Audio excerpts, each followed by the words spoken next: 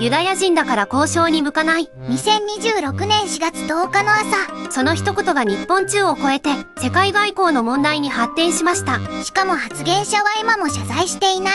テレビ朝日羽鳥慎一モーニングショーは日本の情報番組の中でも特に視聴率の高い人気番組です。朝の情報番組として最も影響力が大きい番組の一つよ。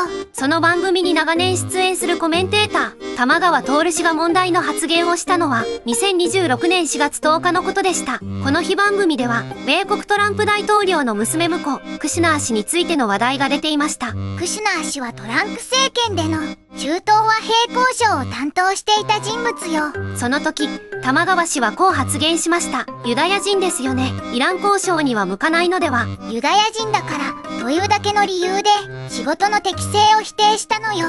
民族の属性だけで能力を否定すること、これが民族差別の定義です。ユダヤ人を標的にした差別行為は反ユダヤ主義と呼ばれているわ。歴史的に見るとこの種の偏見がホロコーストという人類最大の悲劇を生んだ原点になっています。だからこそユダヤ人差別は世界で最も敏感に扱われる問題の一つよ。この発言はすぐに SNS で切り取られ、民族差別ではないかという声が日本中で上がりました。ユダヤ人だから交渉に向かないという発言は、属性だけで仕事の能力を判断する差別的な示唆を含んでいるわ。さらに発言は英訳されて海外にも広まっていきます。日本のテレビで公の差別発言が流れたという形で、英語、ヘブライ語、アラビア語圏でも話題になったわ。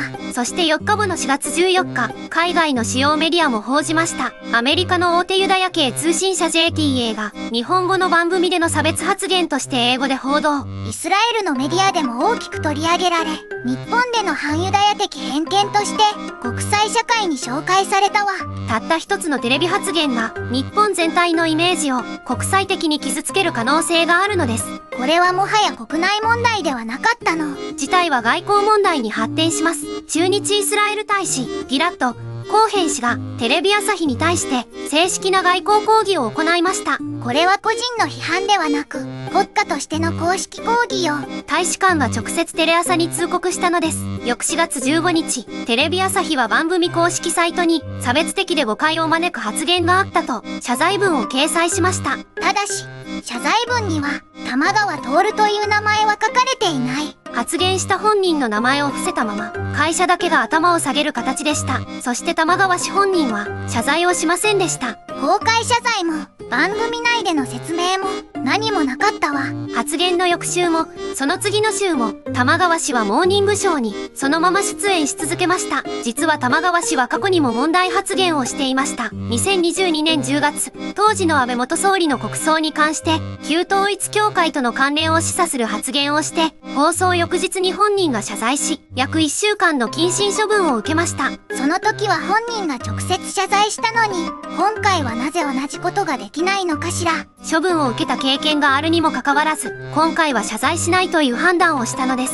その違いがこの問題をより深刻にしているわ。他の国ではどうでしょうか。差別的な発言をした著名人が即座に謝罪、活動停止、あるいは強制降板になる事例は世界中で多数あります。日本でも2年前のカンニング竹山さんは問題発言から1年後にニュース番組を全降板したわよ。しかし今回はイスラエル大使館まで動いたのに降板も処分も何もなしです。この差別発言で傷ついたのは世界中2500万人いると言われるユダヤ系の人々です。歴史的に差別と迫害を受けてきた人々にまた傷をつけた。それに対して会社は名前すら出さない謝罪をして本人はそのまま出演を続ける。当事者の視点が完全に欠けているわ。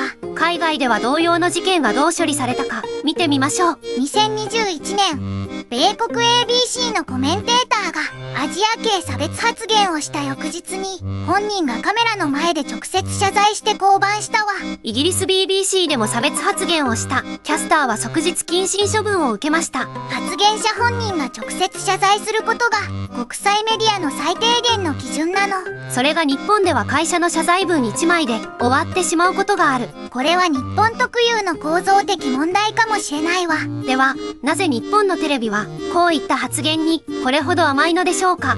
専門家はスポンサーの問題、視聴率の問題、出演者の交代コストを上げるわ。有名なコメンテーターを降板させると視聴率が下がる可能性がある。だから動けない。